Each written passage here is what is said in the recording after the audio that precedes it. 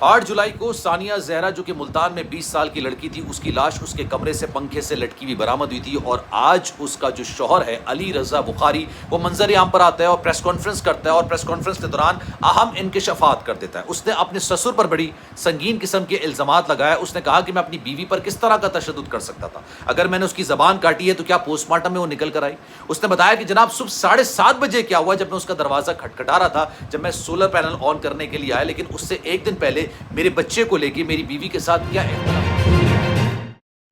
بسم اللہ الرحمن الرحیم، السلام علیکم، آپ سبھی کو خوش آمدید۔ میں ہوں سلمان مرزا، آپ دیکھ رہے ہیں میرا یوٹیوب چینل اور Facebook page sum up with Salman Mirza. کیا حال ہیں، کیسے ہیں آپ لوگ؟ میں امید کرتا ہوں، دعا کرتا ہوں آپ جہاں ہوں خیر و عافیت سے ہوں، صحت مند ہوں، تندرست ہوں، اور یہ ویڈیو دیکھنے کے لیے آپ سبھی نے وقت نکالا ہے۔ ویڈیو کے آغاز میں تہہ دل سے آپ سبھی کا میں شکریہ ادا کرتا ہوں۔ جناب، ملتان کی 20 سالہ ثانیہ زہرا جس کی لاش اس کے کمرے سے برآمد ہوئی تھی، اس کی لاش پنکھے سے لٹکی ہوئی تھی۔ اس کے والدین نے بڑے سنگین قسم کے الزامات لگائے کہ ان کی بچی کو انتہائی تشدد کے بعد، انتہائی مار پیٹ کے بعد، اس پر ظلم و ستم کے بعد اس کی لاش کو باقاعدہ طور پر پنکھے سے لٹکایا گیا، اور اس قتل کو خودکشی کا رنگ دینے کی کوشش کی گئی، اور اس کے بعد اس کی تدفین بھی کر دی تھی۔ پھر اس کی قبر کشائی کی گئی، اس کا پوسٹ مارٹم کیا گیا، لیکن آج اس کا جو شوہر ہے علی رضا بخاری، جو کہ اتنے عرصے سے غائب تھا، اتنے عرصے سے روپوش تھا، فرار ہو چکا تھا، آج منظر عام پر آیا، پریس کانفرنس کی، اور اپنے پریس کانفرنس میں اس نے کئی سوالات اٹھائے ہیں، لیکن ان سوالات کی حقیقت کیا ہے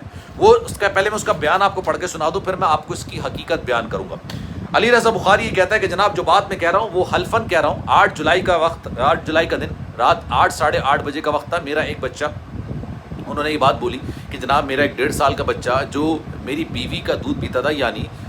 جو مر گئی بیچاری ثانیہ زہرا، اس کا دودھ پیتا تھا، میں کیسے اس کو مار سکتا تھا۔ لیکن اس نے کہا کہ جناب میرے بچے کو اس نے ڈانٹا، مجھے تھوڑا سا غصہ آ گیا، میں نے اپنے بچے کو گود میں اٹھایا اور برابر والے پورشن میں چلا گیا۔ برابر والے پورشن میں میری ایک اور زوجہ رہتی تھی، وہاں پر جا کے چلا گیا۔ اس کے تھوڑی دیر بعد مجھے خیال آیا کہ شاید یہ اپنے بچے کو مس کر رہی ہوگی، یا اپنا دل جو ہے نا اس نے چھوٹا کر کے بیٹھا ہوا ہوگا، تو میں جو ہے نا واپس اپنے پورشن میں آتا ہوں اور ثانیہ زہرا سے بات کرنے کی کوشش کرتا ہوں۔ تو ثانیہ زہرا سے نارمل بات چیت ہو رہی ہوتی ہے، اس کے بعد میں واپس دوسرے پورشن میں آ جاتا ہوں اور پھر میں سو جاتا ہوں۔ وہ کہتے ہیں صبح 7 یا 7:30 بجے کا وقت ہے، میرے گھر کے اندر سولر پینل لگا ہوا ہے، اور وہ جو پینل کا آپ سمجھ لیں پورا سولر پینل ہوتا ہے، وہ ثانیہ زہرا کے کمرے کے باہر ہی لگا ہوتا ہے۔ میں نے جا کے اس کو چینج کرنا تھا، تو جب میں اس کمرے کی طرف آتا ہوں تو دیکھتا ہوں کہ ہمارے گھر میں جو کام کرنے والی ماسی ہوتی ہے وہ ثانیہ زہرا کا دروازہ کھٹکھٹا رہی ہوتی ہے۔ اس نے بھی بولا کہ جناب ایسا کبھی ہوتا نہیں ہے کہ اس کا دروازہ کھٹکھٹایا ہو جائے اور وہ رپلائی نہ کرے یا وہ جواب نہ دے۔ تو اس کے بعد پھر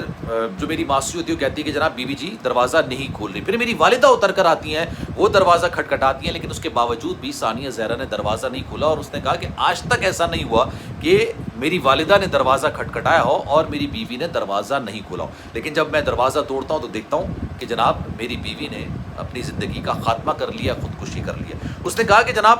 علی رضا بخاری کہتے ہیں کہ مجھ پر سنگین قسم کے الزامات لگائے۔ مجھے یہ کہا گیا کہ جناب میں تو پراپرٹی کی لالچ میں اپنی بیوی کو مار دی۔ اس نے کہا پراپرٹی کی لالچ میں بیوی کو کون مارتا ہے؟ میں تو اچھے سے تعلقات بنانے کی کوشش کرتا تاکہ اس کے حصے کی پراپرٹی مجھے مل سکے، اور پھر اس نے یہ بھی دعویٰ کیا کہ اس سے زیادہ پراپرٹی، یعنی اس کے سسر سے زیادہ پراپرٹی تو اس کے پاس موجود ہے۔ پھر اس نے کچھ اور سوالات بھی رکھے۔ انہوں نے کہا کہ جناب جو میرے سسر ہیں ان کی فیملی کا آپ معائنہ کر لیجئے۔ انہوں نے کہا کہ ثانیہ زہرا کے بھائی نے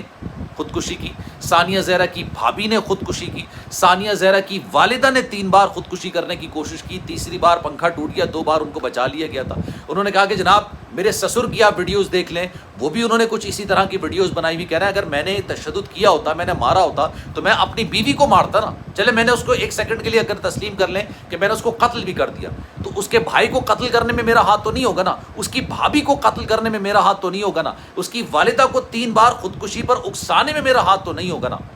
اس نے جس طرح کا بیانات دیے ہیں، مطلب وہ پڑھا ہوا بیان، جو لکھا ہوا بیان تھا اس کو پڑھ رہا تھا وہ علی رضا بخاری، اور کہہ رہا تھا کہ جناب میں حلفاً یہ بات کہتا ہوں، اور یہ جو مومنین ہیں شیعہ حضرات، انہوں نے کہا یار 10 دن تھے۔ پھر ان سے سوال کیا گیا کہ بھائی آپ غائب کہاں تھے اتنے ٹائم کے لیے، آپ کہاں غائب تھے؟ آپ پولیس کو سرنڈر کرتے، پولیس اپنی تفتیش کا آغاز کرتی۔ تو انہوں نے کہا کہ جناب یہ 10 جو ہے نا ہمارے لیے بڑے مقدس قسم کے دن ہوتے ہیں شیعوں کے لیے، انہوں نے کہا، اور میں اس وجہ سے غائب تھا کہ جناب پہلے میں عبادات کر لوں، اس کے بعد میں واپس آؤں۔ انہوں نے کہا کہ جناب میرے سسر نے جو مومنین ہیں ان کو ورغلانے کی کوشش کی ہے، ممبر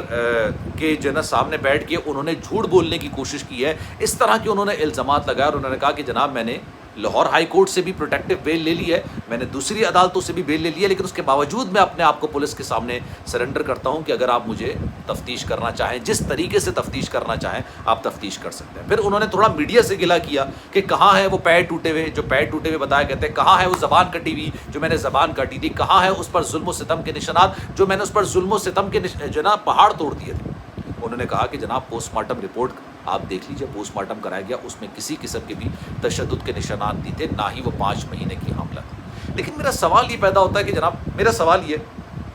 کہ علی رضا بخاری نے پریس کانفرنس تو کر دی، ٹھیک ہے جناب، پریس کانفرنس ہو گئی۔ اب پریس کانفرنس آپ اگر اپنی دل، میں کچھ چیز پڑھ کے نہیں بول رہا،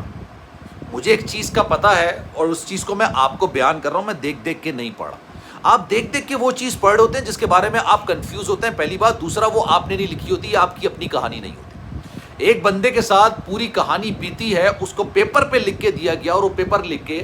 بیان اپنا پورا پڑھ رہا ہے۔ مطلب آپ یہ تصور کر سکتے ہیں یہ کس طرح کی سوچ ہے۔ آپ کے ساتھ کل کیا ہوا، اگر میں آپ سے پوچھوں کہ کل کے دن آپ لوگوں کے ساتھ کیا ہوا، تو آپ اس کو پڑھ کے بتائیں گے یا ایکسٹمپور بولیں گے، مطلب فی البدیہہ آپ بولیں گے، یا آپ اس کو کہیں گے نہیں یار کوئی مجھے لکھ کے دے دے کہ میں نے کل کیا کیا تھا، اس کے بعد میں اس کو پڑھ کے آپ کو بیان کروں۔ اس کہانی کے اندر بہت سارے جھول ہیں، لیکن میں ایک بات کو ضرور مینشن کروں گا، اگر پوسٹ مارٹم رپورٹ سچی ہے، کچھ لوگ یہ بات کریں کہ پوسٹ مارٹم رپورٹ مینیج کر دی گئی، آنیسٹلی میں اس بات کو نہیں سمجھتا۔ ایسا نہیں ہوتا کہ آپ پوری کی پوری پوسٹ مارٹم رپورٹ ہی مینیج کر دیں، لیکن اگر پوسٹ مارٹم رپورٹ سچی ہے تو ثانیہ زہرا کے والدین سے سوال جواب ضرور ہونا چاہیے،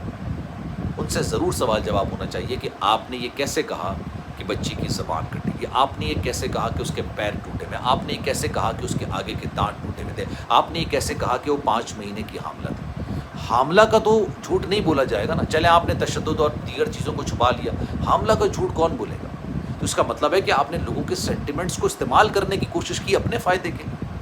میرا ایک سوال ہے، ویلڈ سوال ہے، کہ آپ ان سے پوچھئے کہ آپ اپنے بچی پر ہونے والے ظلم کی تحقیقات کی بات کرتے ہیں کہ میری بیٹی نے خودکشی کی ہے یا قتل ہوا ہے، اس کی تحقیقات ہونی چاہیے،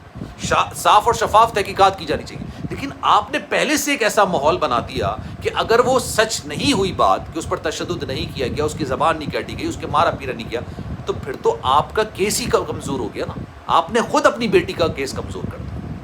خیر جناب، اس بارے میں آپ کی رائے کیا ہے؟ میں چاہوں گا کہ کامنٹ سیکشن میں اپنی رائے کا اظہار ضرور کیجیے گا۔ سلمان مرزا کو دیجیے اجازت، زندگی رہی، صحت رہی، آپ کی دعائیں رہی، تو انشاءاللہ آپ سے پھر ملاقات ہوگی۔ خیال رکھیے گا اپنا، اللہ حافظ۔